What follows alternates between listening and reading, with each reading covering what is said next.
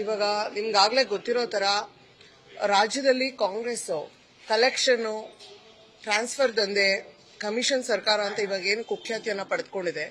ಈಗ KPSC 2016ರಲ್ಲಿ junior engineering ಪರೀಕ್ಷೆ ಏನ್ ನಡೆಸಿತ್ತು, ಅದಕ್ಕೆ ಆ ಒಂದು ಸದರಿ ಪರೀಕ್ಷೆಗೆ 2018ರಲ್ಲಿ ಹೆಚ್ಚುವರಿ ಸೀಟ್ಗಳನ್ನ, ಹೆಚ್ಚುವರಿ ಅಭ್ಯರ್ಥಿಗಳನ್ನ ಏನು ನೇಮಕಾತಿ ಮಾಡಿತ್ತು, ಈಗ ಒಂದು ಕಡತ ಏನಿದೆ, ನೇಮಕಾತಿಯಾಗಿದ್ದಂತಹ ಆ ಒಂದು ಹೆಸರಿದ್ದಂತಹ ಒಂದು ಲಿಸ್ಟ್ ಇದ್ದಂತಹ ಒಂದು ಕಡತನೇ ಕೂಡ ನಾಪತ್ತೆ ಆಗೋಗ್ಬಿಟ್ಟಿದೆ.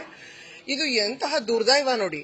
ಲಕ್ಷಾಂತರ ಯುವಕರು ತಮ್ಮ ಭವಿಷ್ಯದ ಬಗ್ಗೆ ಭಾರಿ ಆಸೆಯನ್ನ ಇಟ್ಕೊಂಡು ಒಂದು ಪರೀಕ್ಷೆಯನ್ನ ಬರೆದಿರ್ತಾರೆ. ಆ ಒಂದು ಪರೀಕ್ಷೆಯಲ್ಲಿ ಬರುವಂತಹ ಫಲಿತಾಂಶದ ಬಗ್ಗೆ ತುಂಬಾ ಕಾತರದಿಂದ ಕಾಯ್ತಾ ಇರ್ತಾರೆ.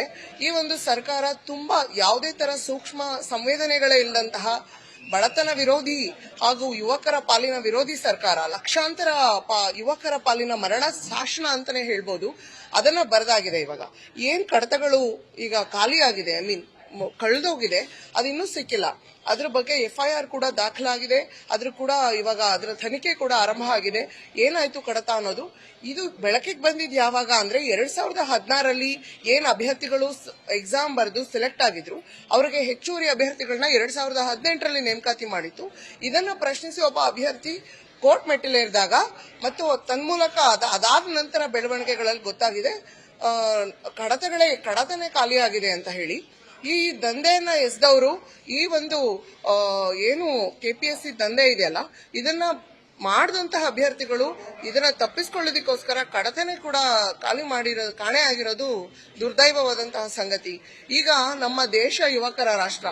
ಈಗ ಮೋದಿಯವರು ತುಂಬಾ ಭಾರಿ ಯುವಕರ ಭವಿಷ್ಯತ್ವನ್ನ ನಿರ್ಮಾಣ ಮಾಡ್ಲಿಕ್ಕೋಸ್ಕರ ಯುವಕರನ್ನ ಹೆಚ್ಚು ಅವರಿಗೆ ಉದ್ಯೋಗಾವಕಾಶಗಳನ್ನ ಕಲ್ಪಿಸೋಕ್ಕೋಸ್ಕರ ಮಾಡ್ತಿರುವಂತಹ ಒಂದು ಕಾರ್ಯಕ್ರಮಗಳಿರ್ಬೋದು, ಸಾಧನೆಗಳಿರ್ಬೋದು. ನಮ್ಮ ಯುವಕರ ರಾಷ್ಟ್ರವು, ನಮ್ಮ ಯುವಕರೇ ನಮ್ಮ ಶಕ್ತಿ, ಅವರೇ ನಮ್ಮ ಸಂಪತ್ತು, ಅವರನ್ನ ಸರಿಯಾದ ರೀತಿಯಲ್ಲಿ ವಿನಿಯೋಗಿಸಿಕೊಳ್ಬೇಕು ಅಂತ ಮಾಡಿರುವಂತಹ ಒಂದು ಕಾರ್ಯಕ್ರಮಗಳ ನಡುವೆ ಈ ಒಂದು ರಾಜ್ಯ ಸರ್ಕಾರ ಯಾವುದೇ ತರ ಸೂಕ್ಷ್ಮ ಸಂವೇದನೆಗಳಿಲ್ಲದೆ ಯುವಕರ ಪಾಲಿಗೆ ಒಂದು ರೀತಿಯ ವಿಲ್ಲನ್ ಆಗಿ ವರ್ತಿಸ್ತಾ ಇರೋದು ಖಂಡನೀಯ. ಸ್ಲೀಪಿಂಗ್ ಸರ್ಕಾರ ಅಂತಾನೆ ಹೇಳ್ಬೋದು.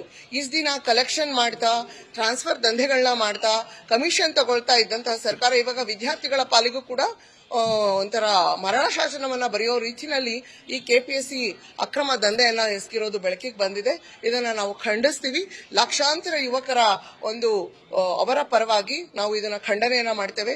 ಕಾಂಗ್ರೆಸ್ ಪಕ್ಷದಲ್ಲಿರುವ ಕೆಲವು ಮಹಿಳಾ ಮಣಿಗಳು ಫೇಸ್ಬುಕ್ ಲೈವ್ ಮಾಡ್ತಾ ಇದ್ರು, ಕೆಪಿಎಸ್ಸಿಯಲ್ಲಿ ಆಗ್ತಾ ಇರುವಂತಹ ದಂಧೆಗಳನ್ನ ಬೀದಿಗೆಳಿತೀವಿ, ಜನರಿಗೆ, ವಿದ್ಯಾರ್ಥಿಗಳಿಗೆ ನಾವು ನ್ಯಾಯವನ್ನ ಒದಗಿಸ್ಕೊಡ್ತೀವಿ ಅಂತ. ಈಗ ಅವರೆಲ್ಲ ಎಲ್ಲಿದ್ದಾರೋ ಗೊತ್ತಿಲ್ಲ.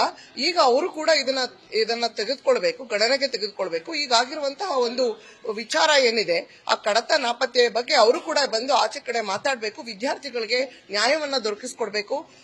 ನಿದ್ರೆ ಮಾಡ್ತಿರುವಂತಹ ಸರ್ಕಾರ ಎಚ್ಚೆತ್ತು ವಿದ್ಯಾರ್ಥಿಗಳ ಪರವಾಗಿ ನಿಲ್ಲಿಲ್ಲ ಅಂದ್ರೆ ನಾವು ಅತ್ಯುಗ್ರವಾದಂತಹ ಹೋರಾಟವನ್ನ ನಡೆಸ್ತೇವೆ. ವಿದ್ಯಾರ್ಥಿಗಳ ಪರವಾಗಿ ಇದ್ದೇವೆ. ಮೋದಿಯವರ ಕನಸು ನನಸಾಗಬೇಕು. ನಮ್ಮ ಯುವ ರಾಷ್ಟ್ರದಲ್ಲಿ ಯುವಕರಿಗೆ ಹೆಚ್ಚು ಹೆಚ್ಚು ಉದ್ಯೋಗಾವಕಾಶಗಳನ್ನ ಕಲ್ಪಿಸಬೇಕು, ಹೆಚ್ಚು ಹೆಚ್ಚು ಸ್ಪರ್ಧಾತ್ಮಕ ಪರೀಕ್ಷೆಗಳಲ್ಲಿ ಅವರನ್ನ ತೆಗೆದುಕೊಳ್ಬೇಕು. ತನ್ಮೂಲಕ ಬಡತನದ ಒಂದು ರೇಖೆಗಿಂತ ಬಡತನದ ರೇಖೆಯಲ್ಲಿರುವಂತಹ ಜನರನ್ನ ಮೇಲೆತ್ತಬೇಕು ಅನ್ನುವಂತಹ ಇವಾಗೇನು 15 ಕೋಟಿ ಜನರನ್ನ ನಾವು ಮೇಲೆತ್ತಿದ್ದೇವೆ. ಉದ್ಯೋಗಾವಕಾಶಗಳನ್ನ ಕಲ್ಪಿಸೋದ್ರ ಮುಖಾಂತರ ಬಡತನ ರೇಖೆಗಿಂತ ಕೆಳಗಡೆ ಇರೋ ಜನಗಳನ್ನ, ಇನ್ನಷ್ಟು ಕೋಟಿ ಜನಗಳನ್ನ ನಾವು ಮೇಲೆತ್ತಬೇಕು ಅನ್ನುವಂತಹ ಒಂದು ಆಸೆ ಇವಾಗ ನೆನಗುದಿಗೆ ಈ ಕಾಂಗ್ರೆಸ್ ಪಕ್ಷದಿಂದಾಗಿ ಬೆದ್ದಿದೆ. ಇನ್ನಾದ್ರೂ ಎಚ್ಚೆತ್ಕೋಬೇಕು, ನಿದ್ರೆ ಮಾಡ್ತಿರೋ ಸರ್ಕಾರ ಎಚ್ಚೆತ್ಕೋಬೇಕು ಅಂತ ನಾನು ಈ ಮೂಲಕ ಹೇಳಲಿಕ್ಕೆ ಇಷ್ಟಪಡ್ತೇನೆ.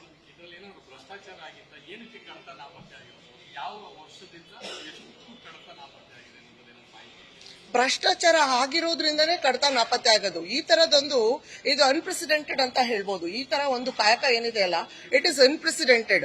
It has never happen before. ಯಾವ್ದು ಆಗಿಲ್ಲ, ಇದಾಗಿದೆ. ಏನೇನ್ ಆಗ್ಬಾರ್ದು ಅದೆಲ್ಲ ಇವಾಗ ಆಗ್ತಾ ಇದೆ. ವಿದ್ಯಾರ್ಥಿಗಳು ಅಂದ್ರೆ ಏನ್ ಅನ್ಕೊಂಡಿದ್ದಾರೆ, ಲಕ್ಷಾಂತರ ಯುವಕರು ಆಸೆ ಇಟ್ಕೊಂಡು ಒಂದು ಪರೀಕ್ಷೆ ಬರೀತಾರೆ.